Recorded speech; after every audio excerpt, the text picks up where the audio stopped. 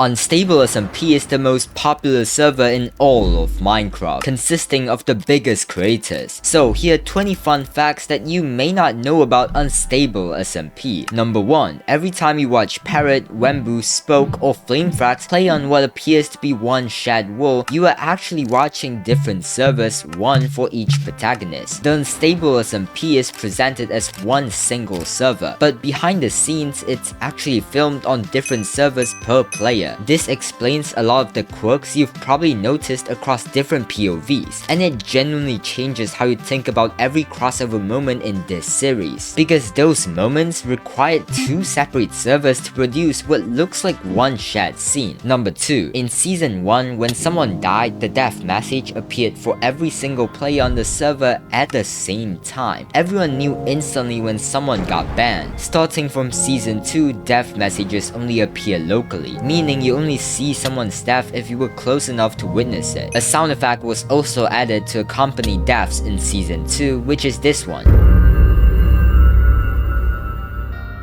Number 3. Players on Unstable SMP technically cannot leave the server. The server has so many players online simultaneously that rejoining after disconnecting causes serious problems, and the queue and server load make re-entry effectively impossible once you log off. This was confirmed during the True Original arc, which is why Bad could never simply log off, regroup, and come back to plan their next move. Leaving meant potentially losing your spot on the server permanently. It adds a layer of weight to every decision made on the server that goes beyond just the death ban, because even choosing to log off carries a real cost. Keep in mind, this is only true for lore purposes. Number 4. Since Season 2, private messaging has been completely banned. No direct message commands, no Discord communication during filming, no group voice chat between players. The only way anyone can communicate on this server is through proximity chat, which has a confirmed maximum range of 52 blocks. Every alliance, every secret plan, every conversation you've watched since Season 2 had to happen within 52 blocks of anyone who might be listening. That's why the moment where Wemmbu and Jadaman communicated through written signs during their forced deathmatch in the underground civilization was genuinely clever, because with private messaging gone, physical signs were one of the only real options they had. Number 5. Parrot's Altman exists in 2 places at once on this server. Inside the story, he's a supporting character, the mayor of Newtopia, a builder who helped construct Wemmbu civilization and founded District 13, playing a genuine role across multiple arcs. Outside the story, he's also described as an important helper and builder for Unstable Universe videos behind the scenes. Every major civilization you've seen in the series has her race and his builder's team's fingerprints on it. He's one of the only people who exist both in the lore and in the production crew at the same time, which makes him one of the most quietly important people in the entire show. Number 6. True Original, the hacker who could fly, clone himself, swap positions with other players, and clear entire inventories on contact, was never reported to the server admins. The reason is documented.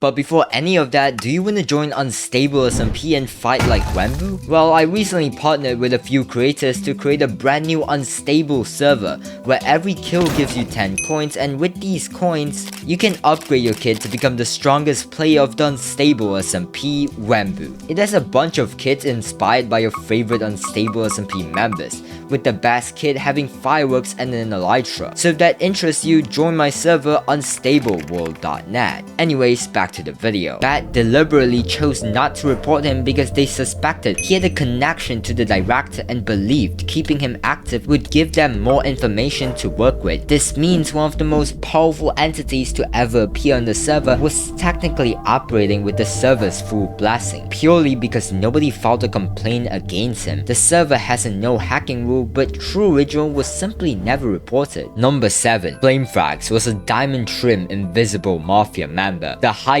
combat rank in the organization, and the only one at that level who refused to carry a mace. Every other diamond trim member earned their rank by killing another diamond player in a formal deathmatch, and was required to use a mace as their signature weapon. Flame refused on principle, considering maces dishonorable, which made him the only person in the mafia's top combat tier of fighting without the weapon that defined that tier, while still being regarded as one of the most dangerous fighters on the entire server. Number 8. Minotaur currently holds 2 maces personally and has 3 more stashed in the shulker box, giving him a total of 5 maces, which is an extraordinary number given that Clownpierce destroyed every ominous troll vault on the server and made maces effectively non-renewable. He's described as the End Guardian and is one of the most resource-wealthy players currently active on the server, despite rarely appearing in the main storylines most viewers follow. 5 maces in a world where nobody can make new ones anymore is a kind of quiet power that most people have completely overlooked. Number 9. Minotaur was also a founding member of the original Invisible Mafia before Ashrak took over. He left when Ashrak assumed leadership, and crucially he left before setting a stasis chamber, which was the only way to avoid the fishing rod kill switch that Ashrak had over every other member. Everyone else who left had their pole in a stasis chamber, making them permanently vulnerable to being executed remotely. Minotaur escaped that entire system by leaving at exactly the right moment during the Mafia's formation, which is probably the single luckiest timing decision anyone made in Season 1. Number 10. When Saprata was designing his appearance as the Civil War's main antagonist and eventual king, he considered wearing Technoblade's crown, one of the most recognizable symbols in Minecraft content history. He chose not to. The reason was that he couldn't bring himself to be that comically evil. He wore a recolored version of I Am Storm's crown instead. That one costume decision tells you a lot about how seriously the show takes Saprata's characterization, because the whole point of him as a villain is that his grievance is real and his motivation makes sense. Wearing Technoblade's crown would have turned him into a copy, and they knew it. Number 11. During the Civil War's final confrontation between Saprata and Parrot,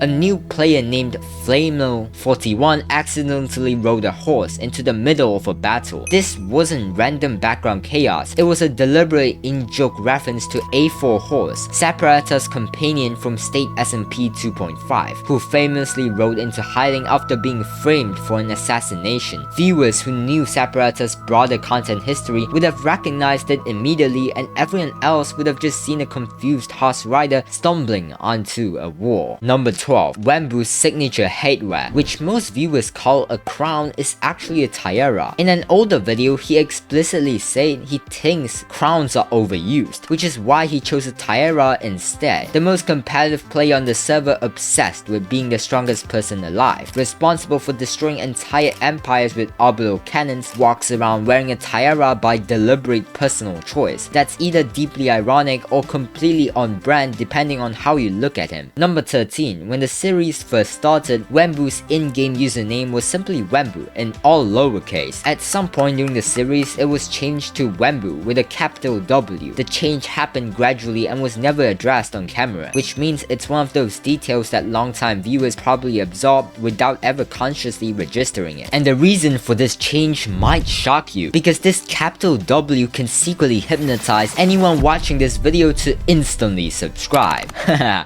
See what I did there? Please subscribe so I can hit 100k by the end of the year. Please! Number 14. The largest battle in server history took place at the Northern Council, where District 13 fought 2,500 law soldiers in the battle that ended Lattice K's reign and resulted in his imprisonment. The Northern Council was originally built by Lattice K himself for his speeches and election debates, meaning the same location where he held power became the site of his defeat. After the battle destroyed it, it was rebuilt and became the official seat of the King of Unstable, serving as Parrot's capital during the Kingdom Saga. Number 15. The Orbital Strike Cannon. Wembu's entire identity as a fighter and one of the most iconic weapons in the series is confirmed to be technically impossible in vanilla Minecraft. The mirror receiver wind charge mechanic it relies on was patched out of the game, and even before the patch it wouldn't have worked the way the show depicts it. The orbital strikes in every Wemmbu, Parrot and Bad that episode are replicated through a Carpet mod script. Wembu's entire reputation as the orbital strike cannon guy is built on a scripted mechanic that doesn't exist in normal Minecraft. I guess you could say he's searching for an orbital that doesn't exist. Number 16. During the filming of the episode where Parrot joined what was presented as the world's largest Minecraft server, players in the massive crowd spontaneously started walking backwards. Nobody planned it or organized it, they just started doing it. Parrot saw it happening and liked it enough to specifically find a way to include it in the final edit. That episode's original title was also the Unstable SMP experience before being changed, and two uncredited YouTubers named 8slice and itsblake can both be spotted in the crowd footage if you look closely enough. Number 17. Wemmbu holds the record for the shortest video in the entire series. The video is titled How I Survived the Unstable SMP and runs at 24 minutes and 21 seconds. For context, most Unstable SMP episodes run significantly longer. The shortest video in this series of high production scripted Minecraft content belongs to the protagonist most associated with large-scale destruction, orbital cannons, and the most chaotic arc in the show's history. Number 18. Multiple elements of Unstable SMP align specifically with 2b2t, the world's oldest anarchy server. The lava cast chaotic spawn documented in Season 2, the Great Sea, the exploits and glitches that can be manipulated by players, and an admin operating behind the scenes who the player base never directly interacts with, all mirror 2b2t structure. The theory is that both servers began in older versions of Minecraft and upgraded over time, which would explain the far land's terrain, the unusual world generation, and the existence of glitches that simply don't appear in standard modern Minecraft environments. Number 19. Flowers, banner patterns, and armor trims all carry specific symbolic meaning on the server, and the show uses them deliberately. Parrot placed a dandelion on a spy's grave after being forced to kill them. That dandelion was a key piece of evidence that connected the director to Parrot